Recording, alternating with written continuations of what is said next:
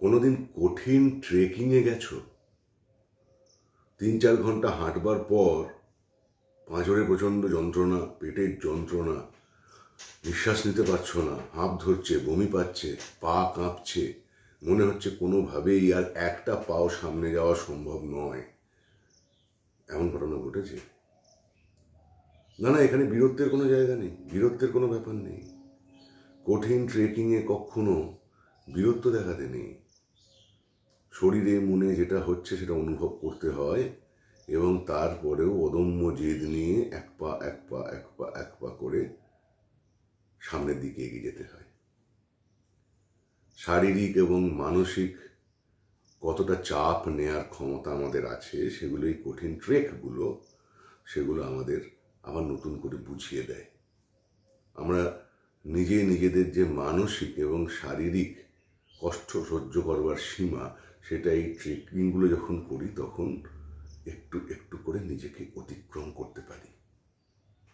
তা এইরকমই মনে করো একটি ট্রেকিংয়ে, যেখানে মোট রাস্তা 8 কিলোমিটার, কঠিন ট্রেক, অক্সিজেনের অভাব, অত্যন্ত সরু রাস্তা, ঝুড়ো পাহাড়, সেখানে তুমি 4 কিলোমিটার পৌঁছে গেছো 8 কিলোমিটারের মধ্যে, এবং তারপর তোমার শরীর স্বাদ ছেড়ে দিচ্ছে আর তুমি পারছো না।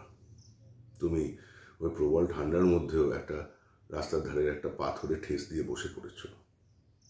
এদিকে বেলা কমে আসছে, তোমার সঙ্গে যে গাইড রয়েছে বা তোমার বন্ধু বান্ধব রয়েছে তারা বলছে ভাই চল, একটু কষ্ট করে চল, আর বেশি দূর তো নেই, আস্তে আস্তে পৌঁছে যাবি ঠিক। কিন্তু তুমি পারছো না, তুমি চেষ্টা করছো, তুমি উঠছো, 1 পা 2 পা হাঁটছো, কিন্তু তারপরে গা গুলিয়ে যাচ্ছে, বমি হচ্ছে, মাথা ঘুরছে, বসে পড়ছো, পারছো না। ওদিকে যে তোমার গাইড সে বলছে সাহেব আপ চলিয়ে, ইয়া শাম হোনে সে ভালো নিকলতা হয়। হাস্যকর কথা, কিন্তু সত্যিই হয়তো বেরোয়। কিন্তু তারপরেও তুমি হাজার চেষ্টা করে পারছো না। একটা সময় তুমি হাল ছেড়ে দিলে যে না, আমি পারবো না, আমি ফিরে যাব।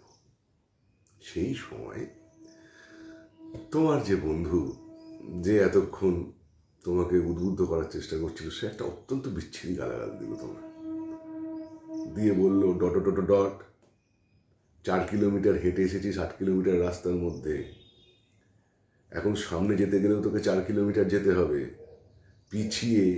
পিছু ফিরে যেখান থেকে যাত্রা শুরু করেছিস সেখানেই যদি ফিরে যেতে হয় তাহলেও তোকে 4 কিলোমিটারই হাঁটতে হবে। এবার বল তুই কোন দিকে যাবি? ডিসিশন নেওয়া কিন্তু খুব সহজ।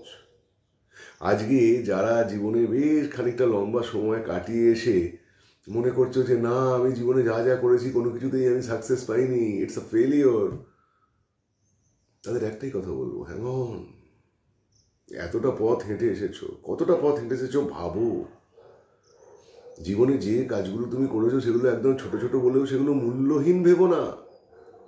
একদম ছোট ছোট ছেলে মেয়েদেরকে বলছি, তোমরা যে, আমি প্রাইমারি থেকেই ধরি, যদি ক্লাস 1 থেকেই যদি আমি ধরি, ক্লাস 1 থেকে আজকে যারা স্কুল পাস করে কলেজ ইউনিভার্সিটি পাস করেছো, কতটা দীর্ঘ সময় তোমরা লেখাপড়ার পেছনে খরচা করেছো ভাবো। হ্যাঁ, ফাঁকিবাজি আছে, সব আছে, ছেড়ে দাও। যারা চাকরি বাকরি করেন, প্রফেশনে থাকেন, তারাও ওই প্রতিদিন সকাল থেকে রাত্রি পর্যন্ত উদয়াস্ত পরিশ্রম মোটেই করেন না। সব ফালতু কথা, আইডিয়ালিস্টিক কথায় একদম বিশ্বাস করবে না। প্রত্যেকটা মানুষ ফাঁকি দেয় তার কাজে। তোমাদেরও লেখাপড়ার কাজ, আমারও বয়স ছিল লেখাপড়ার, ফাঁকি আমিও মেরেছি। এমন কেউ নেই যে ফাঁকি মারেনি। হ্যাঁ, যে যত কম ফাঁকি মেরেছে তার লেখাপড়া দিয়ে তার যে জায়গাটা অ্যাচিভ করা, সেখানে সে আরও অনেকটা বেশি এগিয়ে যাবে, এটা স্বাভাবিক।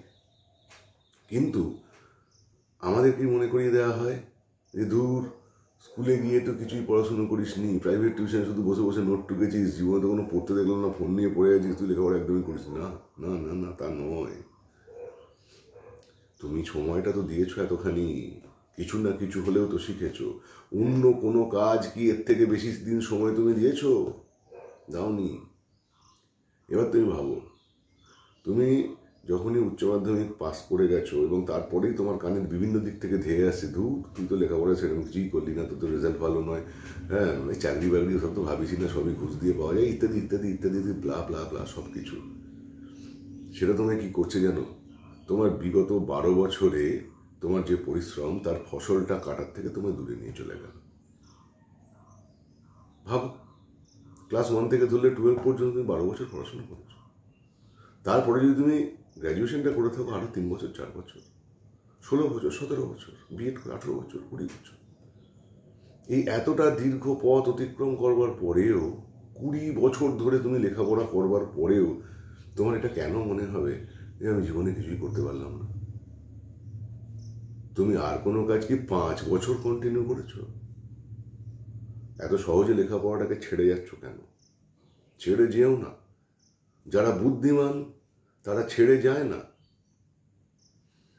ওই যে বললাম, কঠিন ট্রেক, জীবনের যাত্রাপথ কঠিন ট্রেক। তুমি তো হাফ রাস্তা পৌঁছে গেছো, এবার তুমি আবার মুখ ঘুরিয়ে স্টার্টিং পয়েন্টে যাবে, আবার 0 থেকে যাত্রা শুরু করবে পরে কখনো, নাকি তুমি মাঝ অব্দি পৌঁছে গেছো সেখান থেকে শেষের দিকে যাওয়ার চেষ্টা করবে? কোনটা করবে? ডিসিশন তুমি নেবে। আমি ডক্টর পিবি, তোমার মন খারাপের মেকানিক। আবার দেখা হবে পরের ভিডিওতে। Please like, comment, share and subscribe my channel.